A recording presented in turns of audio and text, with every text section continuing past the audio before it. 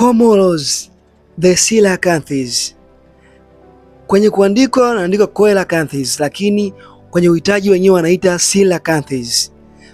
Coelacanths kihistoria, huu ni samaki ambaye alikuwa na maajabu makubwa na alikuwa mkubwa sana, aliyoishi miaka zaidi ya milioni 60 mpaka 100 iliyopita. Hiyo ni kabla ya Kristo.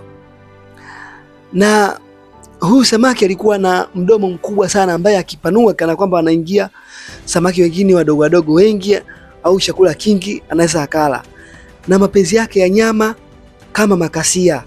Pia huyu samaki alikuwa na mgongo ambao hauna mashimo, alikuwa na uti wa mgongo pia ambaye pia hauna mashimo.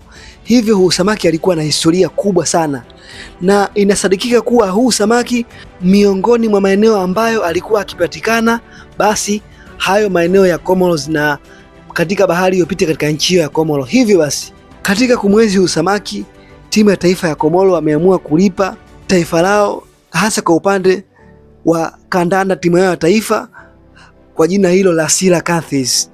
Yaani wanaamini kuwa kutokana na sifa kubwa na adimu za mnyama huyo aliyedimika hapa duniani kwa sasa, wanaweza kaenda kapambana.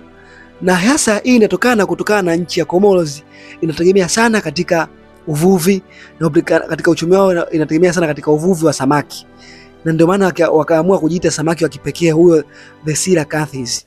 Hiyo ni timu ya taifa ya Komoro aka au nickname yao ni Coelacanths Comoros.